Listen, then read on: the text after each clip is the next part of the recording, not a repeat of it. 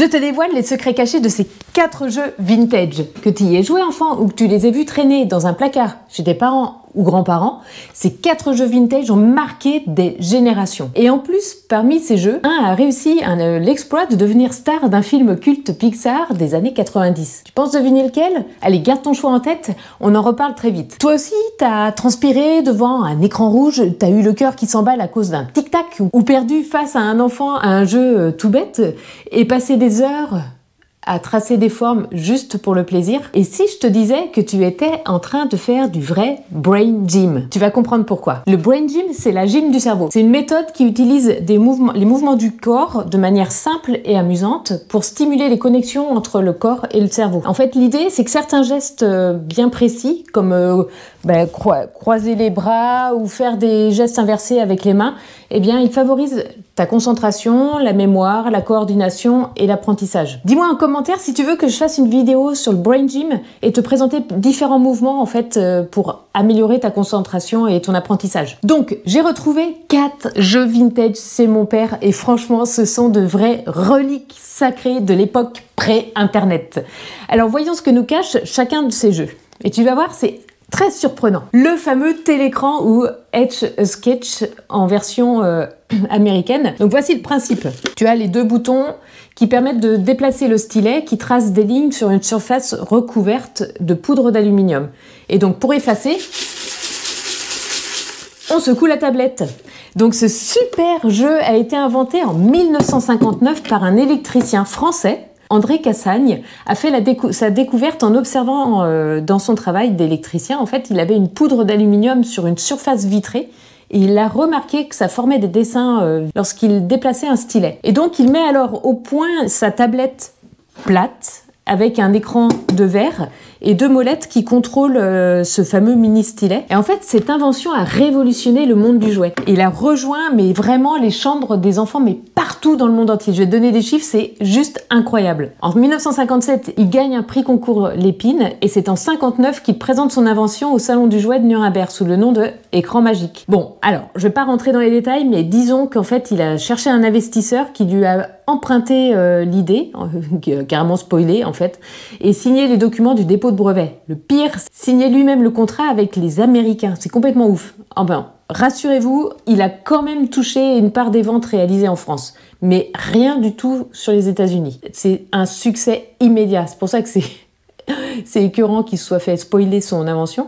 C'est que dès la première année, il y a plus de 600 000 exemplaires qui sont vendus seulement aux États-Unis. Complètement dingo. Et en France, en fait, on atteint rapidement les 300 000 exemplaires vendus. Donc en fait, ce jouet a séduit par son côté magique, éducatif et créatif. Il permettait de dessiner en fait sans papier ni crayon et d'effacer très facilement. Téléécran devient une véritable icône pour la culture pop et un produit vraiment, mais un truc incontournable du baby-boom. Et en fait, des millions d'exemplaires sont vendus. Il entre même au National Toy Hall of Fame aux États-Unis. En fait, c'est un musée américain qui met en avant les jeux, les jouets, les passe-temps vraiment les plus emblématiques de l'histoire. Chaque année, un comité d'experts et le public sélectionnent en fait quelques jouets pour leur impact culturel, leur popularité durable et leur valeur de jeu intergénérationnel. Bon là, clairement, le téléécran, il s'est présenté une seule fois, il a tout de suite remporté la place. Et ce qui est complètement fou, c'est que depuis 2010, malgré l'apparition des tablettes électroniques qu'on connaît tous, il se vend encore plus de 40 000 exemplaires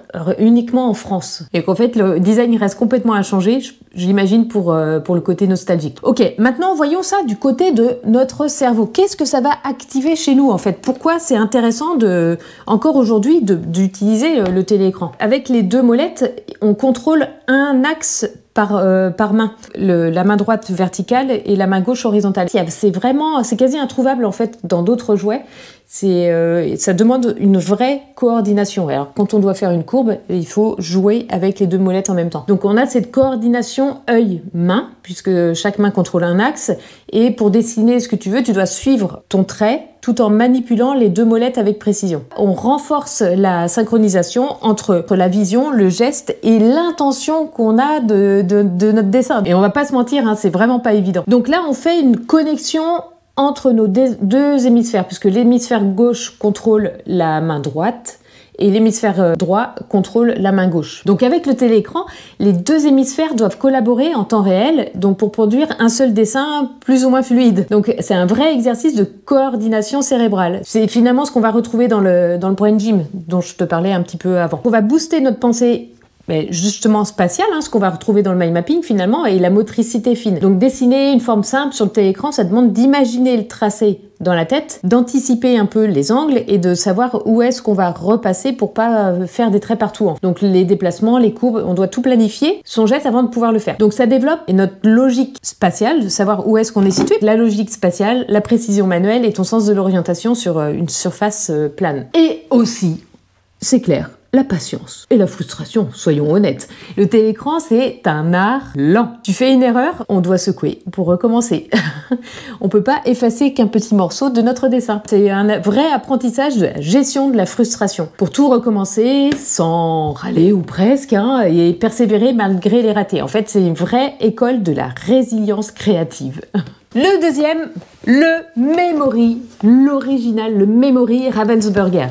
Bon, en vrai, en fait, on joue au Memory depuis bien plus longtemps. Parce que ce principe de jeu de retourner les cartes par paire existe depuis des siècles. On trouve des versions japonaises au XVIe siècle, appelées Kai Awaz.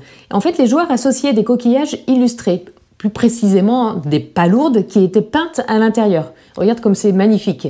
Et lors du jeu, en fait, tous les jingei, donc les palourdes, en fait, sont disposés face contre bas pour cacher le dessin. Ensuite, l'autre partie de la palourde, qui est appelée dashigei, sont sortis un par un au centre. Bon, en clair, les joueurs doivent trouver la paire qui s'associe parfaitement avec chaque crustacé. Donc le jeu comme on le connaît aujourd'hui, c'est une idée familiale des années 1950. Donc l'origine moderne de Memory remonte aux travaux de Heinrich Hörter.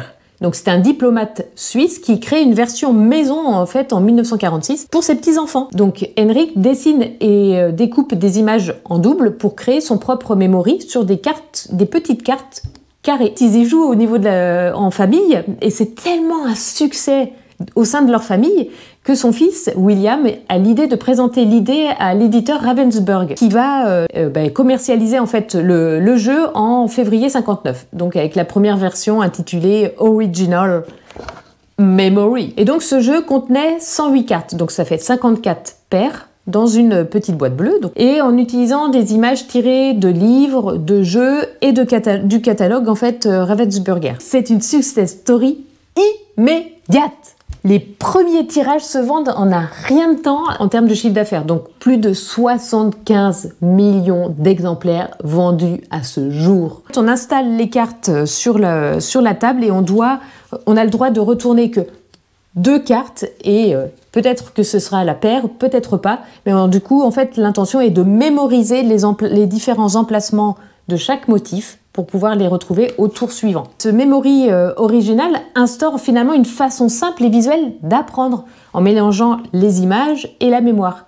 Ça devient la formule vraiment irrésistible. Et donc en vrai, c'est bien plus que retourner des cartes. Donc voici ce que ça active dans notre cerveau. En fait, ça va activer notre mémoire visuelle. On doit encoder, stocker et se rappeler en fait finalement où étaient situées les images. Et parfois à plusieurs tours d'intervalle. Donc c'est un entraînement pour retenir vite les formes et les couleurs. Et donc c'est utile pour tout apprentissage actif. Sans oublier l'observation et la comparaison. Tu analyses finement les détails pour distinguer les images qui sont similaires. Ça développe notre capacité à observer, à différencier et à comparer des éléments qui peuvent être proches. C'est la base en fait pour apprendre en faisant des liens finalement entre les différentes informations. Et là, qu'est-ce que ça va nous apporter? Ça va aussi nous apporter une flexibilité cognitive. En fait, tu passes sans cesse en fait d'une tentative à l'autre, tu t'adaptes selon les résultats précédents. Peut-être que quelqu'un a déjà fait la paire que tu avais mémorisée dans ta tête, mais donc il faut en trouver une autre. Tu modifies en fait finalement ta stratégie à chaque tour. Que chaque personne qui va retourner une carte va donner une nouvelle information d'un placement en fait de motif.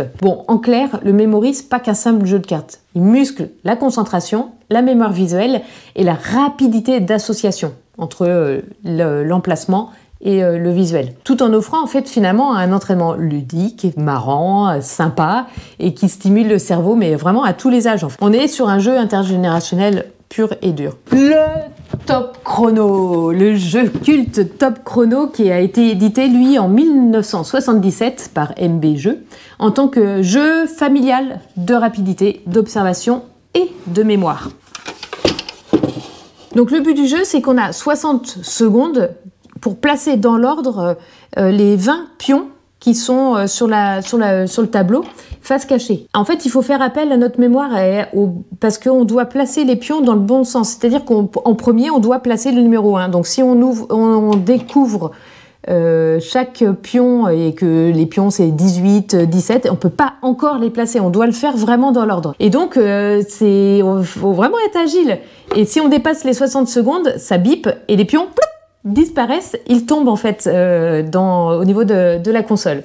La mécanique, elle est ultra simple, mais alors c'est hyper efficace. Et donc dans les années 80, la pub montrait des élèves jouant à Top Chrono en classe. Et oui, donc genre c'est le jeu qui est bon pour la mémoire, et spoiler, c'est vrai.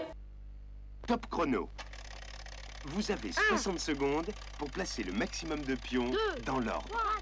Et donc là, on commence à voir apparaître finalement des pubs avec une ambiance pédagogique. Faites bien vos yeux pour battre le record. Top Chrono, l'esprit contre la machine.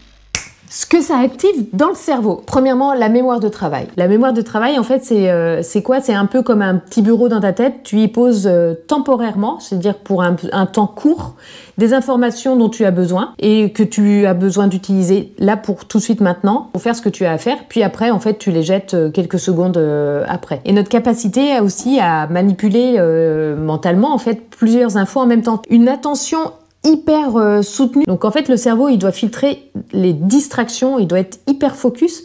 Et donc c'est un excellent entraînement à l'efficacité mentale sous la contrainte. Et donc là, la contrainte, ça va être la durée des 60 secondes. Et donc, on va gérer le stress et on développe en fait notre capacité à prendre des décisions rapides sans se laisser submerger. Et puis, on va développer notre motricité fine. Attraper, retourner, replacer les pions, en fait, ça demande de la précision et de la rapidité. Et donc, ça va stimuler la dextérité et la coordination main-œil. Le quatrième, qu'est-ce que j'ai pu y jouer?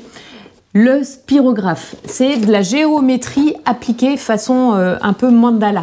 Et en fait, les prémices remontent à, accroche-toi bien, 1525, que le peintre mathématicien Albrecht Dürer décrit en fait décrit des courbes générées par une roue tournant à l'intérieur d'une autre.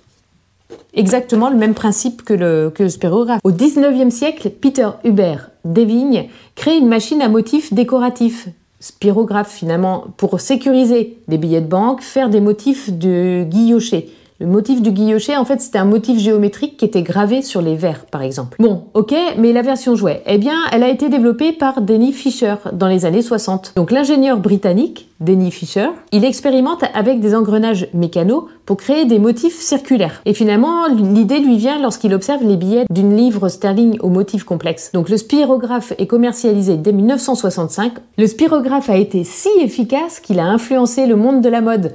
Op art et impression géométrique étaient déjà super populaires, mais avec le spirographe, en fait, les motifs sont également apparus sur les vêtements. Et accroche-toi, en seulement 5 ans, 20 millions de boîtes spirographes sont vendues dans le monde. Et tu sais quoi, en 2025, le spirographe fête ses 60 ans avec des rééditions et ils annoncent aussi une version électronique a priori. Donc, quels sont les effets pour notre cerveau? Eh bien là, tu t'en doutes bien, ça va être la motricité fine et la coordination main-œil. On fait une page dans notre carnet et donc le dessin précis avec un stylo dans des roues dentelées, ça demande quand même d'un contrôle musculaire. Appuyer suffisamment fort, avoir une régularité du geste et une attention constante au tracé puisqu'on peut déraper. Ça va pousser notre créativité visuelle. En fait, on choisit les couleurs, la forme de la roue, le point de départ. On explore des combinaisons et puis, comme fait là dans le carnet ensemble, eh bien, on vient finalement assembler les différents motifs et imaginer une scène de vie. Donc, on explore vraiment les combinaisons, les résultats, ça stimule l'imagination et notre création visuelle. Et moi, je trouve en fait que ça crée également de l'apaisement. En fait, cette répétition du geste à rythme régulier et de créer ces motifs qui vont se répéter, qui se construisent peu à peu, induisent finalement à une forme d'état méditatif. C'est assez agréable à faire. Donc ça va calmer notre système nerveux et améliorer finalement notre gestion du stress, puisque on va être beaucoup plus apaisé. Bon, en vrai, hein, c'est vraiment le spirographe, c'est vraiment une géométrie appliquée façon mandala, puisqu'il y a quelque chose de très très régulier et répétitif. Alors, comment tu peux t'inspirer de ces différents jeux si tu ne les as pas chez toi? Eh bien, tu peux créer des petits rituels ultra simple, directement inspiré de ces jeux. Pour le téléécran, on va prendre notre carnet et dessiner une seule ligne sans lever le stylo. Pour le memory, on peut créer son propre memory avec des symboles, des mots-clés ou le cours du moment. Pour le top chrono, il suffit de prendre un minuteur et de classer des cartes, un jeu de cartes en 60 secondes, de se mettre des défis mais chronométrés. Et puis, avec le spirographe, créer une page vraiment méditative dans ton carnet vivant. Des spirales, les spirales de la semaine par exemple, ou comme on l'a fait ici dans la vidéo, de créer quelque chose de complètement imaginaire. Donc ces jeux vintage, finalement, c'était bien plus que des jouets, stimulateurs de cerveau, planqués dans des boîtes en carton qui sentent un peu le vieillot maintenant. Donc aujourd'hui, en fait, on a des applications, des trackers, mais peut-être que le vrai entraînement cérébral, c'est finalement de ressortir les vieux jeux, ou simplement de dessiner 5 minutes par jour, par exemple. Alors, tu te souviens, au début, je te parlais d'un jeu qu'on retrouve dans un film Pixar. Je te montre un exemple. Hey, yes. Draw. Eh bien oui, dans Toy Story, c'est bien le téléécran qui apparaît en mode héros du Far West avec deux boutons. Et après avoir été montré dans ce film, en fait, 12 secondes à l'écran, le téléécran a connu une explosion des ventes de plus de 20%. Ici, on apprend autrement, on apprend en dessinant et même avec des jeux vintage.